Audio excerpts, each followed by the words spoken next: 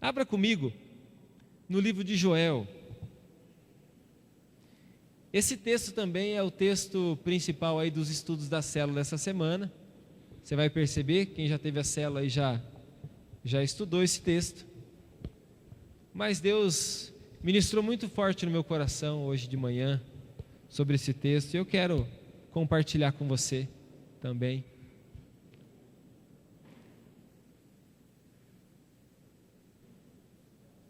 Joel capítulo 2, nós vamos ler o versículo 12. Quero dizer para você uma coisa importante sobre as células.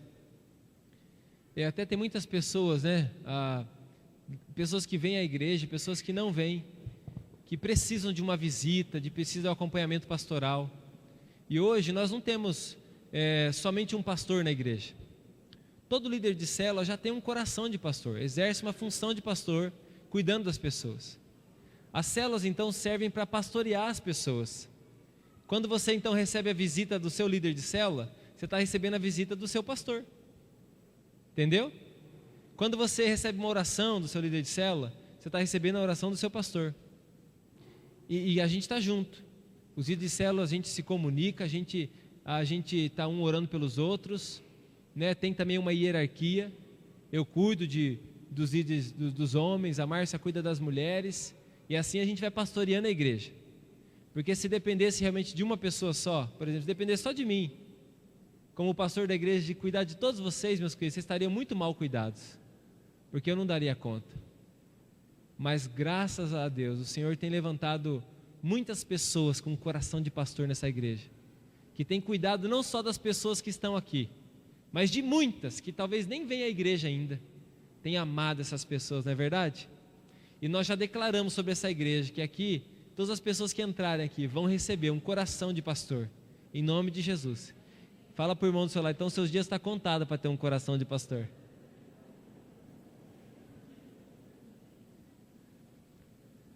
Joel, achou Joel aí? Quem achou, diga célula. Amém. Desculpa, eu estou com a boca seca um pouquinho. Joel capítulo 2, o versículo 12, diz assim: ainda assim, agora mesmo, diz o Senhor, olha o que o Senhor está dizendo para você: convertei-vos a mim de todo o vosso coração, e isso com jejuns, com choro e com pranto.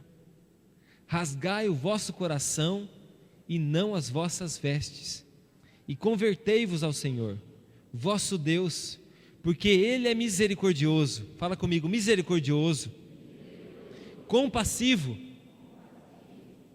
tardio em irar-se, grande em benignidade, e se arrepende do mal. Amém. Vamos orar? Feche os seus olhos. Senhor Jesus, nós estamos diante da Tua presença maravilhosa, que já tem nos envolvido aqui nesse lugar, Senhor. A Tua presença, Senhor Deus, tem nos levado para perto de Ti. E eu quero pedir ao Senhor agora que a Tua palavra venha ser como uma espada cortante, entrando no nosso coração, que venha mudar a nossa vida, venha gerar uma nova vida em nós. Senhor Deus, que possa entrar nos nossos pensamentos, que possa entrar, Senhor Deus, nas nossas emoções, que possa entrar, Senhor Deus, nas nossas atitudes, e que possa transformar conforme a Tua vontade. Eu repreendo agora todo espírito maligno que está tentando ou tocar na nossa vida, ou impedir que a gente entenda a Sua palavra. Eu ordeno que vá embora desse lugar, em nome de Jesus. Amém. Meus queridos, Deus, Ele tem uma paixão contagiante por mim e por você. Cada vez que eu sinto mais o amor de Deus, eu fico impressionado com o amor que Deus tem por mim e por você. Eu já falei isso para você. Principalmente pelo fato de a gente não merecer o amor de Deus. De muitas vezes, a gente entristeceu o coração de Deus, mas Deus nos ama tanto assim. Eu sei que há pessoas que às vezes têm até vergonha de vir na igreja. Eu já conversei com pessoas que falam assim: pastor, eu não estou preparado para ir na igreja. E quando você conversa com a pessoa, você vai entender que ela está dizendo que não está preparada porque ela é pecadora, ou porque ela falha, ou porque ela bebe, ou porque ela fuma, ou porque ela pratica o mal ainda, faz alguma coisa que ela sabe que está errado. Mas o Senhor ama essa pessoa, não é verdade? Você acha que o Senhor Jesus se importaria dessa pessoa estar aqui? Você acha que o Senhor Jesus se importaria dessa pessoa estar lá na tua célula? Claro que não. Porque Jesus ama essas pessoas. Jesus me amou. Jesus te amou. A paixão dele é tão grande que uma hora o amor de Deus convence a gente. E daí a gente começa a mudar. Porque quando a gente se entrega para Jesus, então a gente começa a mudar. Você não vem mudado para a igreja, mas você vem porque há no seu coração um desejo de mudança, mesmo que talvez você não saiba muito bem como fazer, mas dia a dia você vai aprendendo como fazer, não é verdade? Você não está aprendendo como mudar, né? Como ter um novo coração, e é o que o versículo está falando. Jesus está falando para nós de uma família. Ele ama uma família, Ele ama nós, Ele ama as pessoas desse mundo, e Ele se importa com as pessoas desse mundo, e Ele ama também, principalmente as pessoas que já se entregaram para Ele também. A Bíblia diz em João capítulo 1, versículo 12, que tem pessoas que fazem parte de uma família de Deus. A Bíblia diz assim, está escrito aqui, você não precisa abrir, mas só anota, João 1, 12. Mas a todos quantos o receberam, Deus deu-lhes o poder de serem feitos filhos de Deus. Todo aquele que entrega o seu coração para Jesus, ele recebe então uma filiação, ele passa agora a ser filho de Deus. Mas então Deus é açougueiro, só se importa com o coração nosso? Não, quando fala de coração, está falando de toda a nossa vida. Está falando então que para a gente chamar a atenção de Deus, se você quer uma vida nova, uma vida transformada, você está buscando talvez alguma coisa para ser resolvida na sua vida, ou está buscando direção, ou você já está vindo a Deus somente porque você ama muito Ele, quer você sempre adorá-lo. Hoje eu não vou só a Deus por causa de uma necessidade, hoje eu vivo na presença de Deus, e quando eu estou em necessidade, eu já estou na presença de Deus, e o Senhor já está cuidando. Você está entendendo a diferença? Agora, mesmo que você está vindo para buscar a presença de Deus, para talvez tocar você em alguma coisa da saúde, ou alguma coisa que você está enfrentando de dificuldade, mesmo assim, o principal para você então começar a chamar a atenção de Deus para você se aproximar de Deus, você precisa tomar uma decisão. Qual que é a decisão? Está aqui. Convertei-vos a mim de todo o vosso coração. Você tem que mudar, meu querido, mas não é na sua força. Você tem que mudar então, entregando a tua vida para Jesus, e começando agora então, Senhor, muda a minha vida, o que está errado em mim? Ah, Senhor, esse vício aqui, olha, está me incomodando, Deus, tira ele de mim, me ajuda. E aí vem uma decisão no seu coração, isso é conversão, é se voltar para Deus. Muitas pessoas, eu falei isso na minha célula ontem, né, que muitas pessoas, às vezes dizem assim, ó, não vai lá naquela igreja não, que eles fazem lavagem cerebral. Quem já escutou isso aí? Ah, não vai lá que é perigoso, né? Eu sempre lembro de uma tia da Márcia, que logo que ela se converteu, ela dizia para a Márcia, olha, tudo bem, que agora você está indo na igreja dos crentes, mas faz o seguinte, não lê a Bíblia muito não, que quem lê muito a Bíblia fica louco. E é por isso que nós estamos loucos, meu irmão, que nós estamos lendo demais a Bíblia, nós estamos amando demais Jesus. E eu quero dizer para você, realmente, quem vem aqui na igreja, está até gravando aí para o pessoal da cidade escutar, quem vem aqui na igreja, realmente acontece uma lavagem cerebral. E tem uns que Deus até dá um novo cérebro, de verdade. Tem uns que o cérebro estava tão consumido, o neurônio estava tão consumido, que Deus fala assim, não tem jeito, eu vou te dar um novo cérebro. Não faz lavagem, faz até troca. E tem coisa mesmo na nossa cabeça que tem que lavar, meu querido. Tem coisa que tem que lavar mesmo da nossa cabeça. Tem que passar de uma lavagem cerebral. Porque a gente vem do mundo cheio de carrapicho, cheio de pensamento maligno, cheia daquelas imagens ruins na nossa cabeça, cenas que nos traumatizaram, maneira de ser homem ou de ser mulher de uma maneira totalmente errada, equivocada. Então realmente quando a gente se aproxima de Jesus, eu acho que uma das primeiras coisas que Ele faz é começar a lavar o nosso cérebro. Tem que lavar mesmo, porque está poluído, está tudo sujo. Isso é conversão. A conversão é mudança mesmo. Começa a mudar. É impossível você vir para Jesus e não ter nada para mudar na sua vida.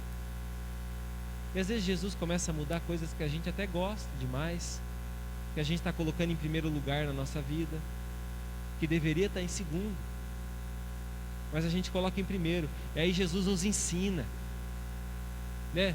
Muitas provações, né, que a gente passa, momentos difíceis, tentação não, mas provações. Às vezes aquele momento que está faltando um pouquinho de recurso, aquele momento que a gente está passando por um momento difícil na família, um desentendimento, ou uma situação difícil de saúde. É nesses momentos que a maioria das vezes nós somos tratados por Deus. Você tem que se converter de todo o seu coração. Você está escutando uma palavra aqui, meu querido, que é uma palavra muito importante para os próximos passos da sua vida. Porque antes de resolver qualquer coisa em você, para que quando você passe no corredor aqui de fogo, de oração, a sua vida possa ser tocada pelo Espírito Santo. Mas antes disso, você precisa se converter. Você tem que falar: Senhor, eu quero uma nova vida. Quando você estiver passando no corredor aqui, fala: Senhor, eu quero uma nova vida. E aí você busque uma nova vida. Porque você tem que dar o primeiro passo. É você que tem que ir na célula. É você que tem que vir à igreja. É você que tem que ir até a palavra, orar, ler a palavra e orar e buscar o Senhor. É você. Nós estamos com o outro espaço nosso aberto das 7 horas da manhã às 8 horas da noite para oração. E eu sempre que chego lá, eu me lembro de Ana, né? Lá de 1 Samuel, eu sempre lembro de Ana. Algumas vezes já encontrei algumas Anas, né? Algumas pessoas que representavam Anas ali no altar, chorando, sozinha, mas falando com o Senhor. Às vezes até nos momentos que eu estava lá na torre, pessoas que estavam orando com a gente, e orando ali, falando, às vezes do jeito dela, não sabendo muito como falar, mas ali na palavra orando e chorando. Como Ana, a história de Ana está em 1 Samuel capítulo 1. Chorando na presença de Deus, sozinha naquele baita daquele templo, ajoelhada, e buscando a Deus, conversão, buscando uma provisão para a vida dela, um sonho da vida dela, que era ter um filho. Eu não sei quais são os teus sonhos, eu não sei o que você necessita na sua vida, mas tudo tem que começar então com um ato seu, de se render a Deus. E o segundo mesmo é o chorar. Olha lá no versículo 17 comigo. Deus está dando uma mensagem assim para todo o povo: ó, povo, vocês têm que se converter, rasgue o coração de vocês, não somente as vestes. E chega a dizer para os ministros, para aqueles que já estão firmes na igreja, para aqueles que são líderes de célula, chega a dizer: chorem os sacerdotes, ministros do Senhor, entre o pórtico e o altar, e orem pelo povo, orem pelas pessoas. Então significa que eu e você, não importa quanto tempo, se você é visitante hoje na igreja ou se você já vem há muitos anos, mas você tem que se quebrantar na presença de Deus. O Senhor está aqui, meu querido. O Senhor está aqui. O Senhor está te dando uma chance. O Senhor está dando uma chance não só de você mudar a sua vida, mas de você mudar o mundo. O Senhor fala para a pessoa do seu lado: Deus está te dando a chance de você mudar o mundo. E muitas vezes nós temos que chorar. Muitas vezes nós temos que chorar, meu querido. Se você tem dificuldade de chorar, quem tem dificuldade de chorar aí? Tem um remedinho que chama Chorex. Você pinga, ou passa um sabão no olho e fala: eu vou chorar hoje na presença de Deus. Eu vou chorar. Você sai assim da oração, o pessoal pensa que você está com conjuntivite, de tanto que está inchado o seu olho. Tem que chorar, tem que sentir compaixão. porque nós servimos a um Deus fiel, a um Deus misericordioso, amoroso, um Deus que chora por nós. Sabia que Deus chora por nós? Jesus, quando recebeu a notícia da morte do seu amigo Lázaro, a Bíblia diz que Jesus chorou. Nós temos um Deus que se compadece de nós. Eu estava andando por Cascavel e você pode ver isso em qualquer lugar. Eu vi uma senhora e me chamou a atenção porque essa senhora estava dando a mão a uma menininha do tamanho da minha filha. E eu não vi o que elas estavam, pensei que estavam andando na rua, mas eu estava passando com o carro assim, muito movimento, mas aquilo me chamou a atenção. E quando eu percebi, eles estavam vendendo um chicletinho, né? A senhora estava vendendo um chicletinho, uma senhora decente, junto com parecia só netinha, nem parecia filha, não sei se era filha ou netinha, mas eu falei: Senhor, nos dá a chance de mudar a vida, da história de vida de pessoas como essas, crianças como essas, nos dá a chance. Tem que chorar, meu querido. Eu me emocionei na presença de Deus, ali dentro do meu carro, falando: Senhor, eu não sei o que fazer, eu não sei como fazer. Compra um chiclete, mas tem mais que nós podemos fazer. Nós podemos mudar a história de uma criança dessa, não é verdade? Eu me lembro de duas crianças, a Lu está aqui, né? A Lu até pode confirmar. Uma dessas crianças já continua vindo à igreja. Na época elas estavam no abrigo, e elas vinham na igreja, a Lu trazia elas. E um dia Deus tocou no meu coração da gente fazer uma oração por aqueles dois meninos, para que a história da vida deles fosse mudada. Meu querido, a história da vida desses meninos estão sendo mudada, né? Eu não sei aonde. Eu sei que o outro que foi adotado longe, foi adotado por uma família decente, cristã. Se eu não me engano, até metodista, né, Lu? Aí a Lu está confirmando. Decente. E nós oramos: Senhor, o Senhor vai preparar uma família de cristão para essas pessoas. O outro está aqui na igreja. Deus está nos dando o privilégio de ver ele crescer aqui, perto de nós. Tudo começa com a compaixão, meu querido, com a oração, com a conversão. Agora alguém tem que tomar uma atitude. Talvez você está aqui sozinho da sua casa, você está aqui sozinho da sua família inteira. Talvez você aguenta a chacota e assim por diante. Mas você tomou uma decisão, você está se convertendo, e a tua família inteira vai se converter em nome de Jesus. Você pode ter certeza disso. E não só a tua família, mas toda a geração que vai vir por diante, para a glória de Deus. Quando nós estamos na presença de Deus, meu querido, as coisas começam a mudar. Mesmo diante das lutas que você vai enfrentar, aquele momento que está com dificuldade, mas o Senhor vai cuidando de você, vai com você, junto com você nessa luta. Daqui uns dias você vai olhar para trás naquela luta que você passou, e você vai dar risada, falando assim: glória a Deus, quase que eu perdi minha bênção, quase, mas olha aqui como que eu estou hoje, na presença do Senhor. Teve vezes na minha vida que eu pensei que o mundo ia acabar, que eu não ia aguentar. Já teve vezes na sua vida que você pensou que você não ia aguentar? E hoje você não está firme com Jesus? Não aguentou? E está até ajudando outras pessoas? Carregando às vezes muitas ovelhinhas até nas costas já, né? Como a Terezinha compartilhou de uma visão que ela teve. Muitas ovelhinhas você está carregando, as ovelhinhas são as pessoas, carregando até nas costas. E Deus está olhando e falando assim: está vendo que bênção, meu filho, a minha filha. E eu quero terminar dizendo para você o seguinte: no versículo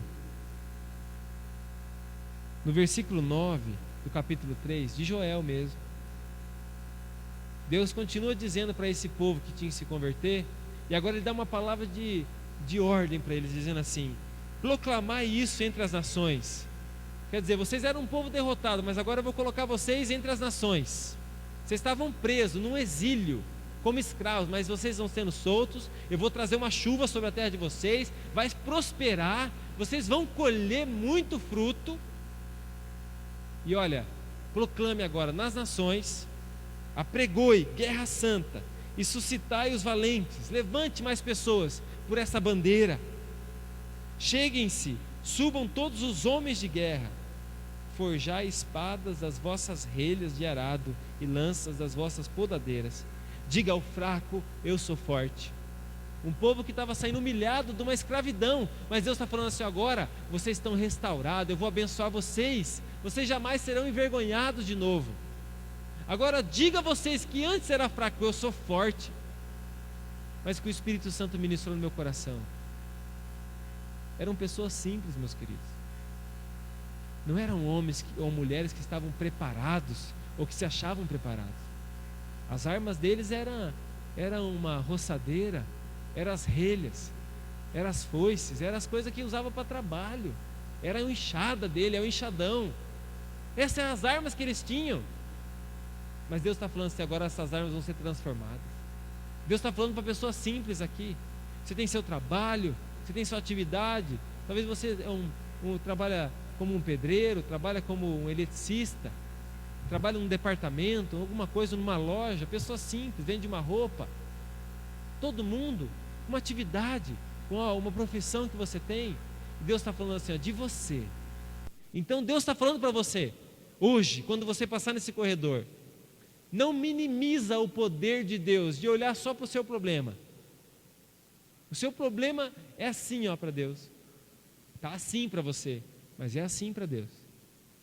Agora quando você passar aqui, meu querido, fala: Deus, me transforma num guerreiro desse. Me transforma numa mulher valorosa dessa. Transforma a minha vida, transforma a minha casa. Dá-me perseverança. Ao ponto, sabe essa cadeirinha que está vazia aí na sua frente ou do seu lado?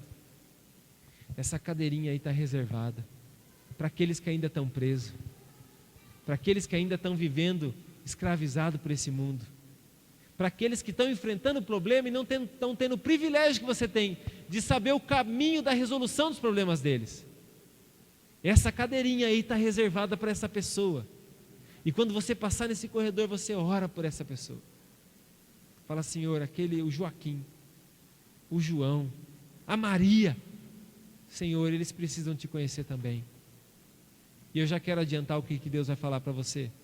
Deus vai falar para você assim: então agora você vai, fala para essas pessoas. Fala que eu posso mudar a vida dessas pessoas. Fala que eu posso mudar a vida da Maria, do João. A vida está em Deus.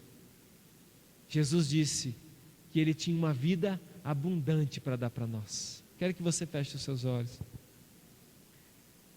Em Deus,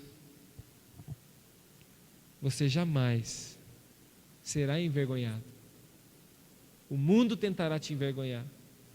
As pessoas tentarão te envergonhar. O inimigo tentará te envergonhar. Mas, meu querido, seu coração humilde que Deus deu, no final das contas, você sempre sai exaltado.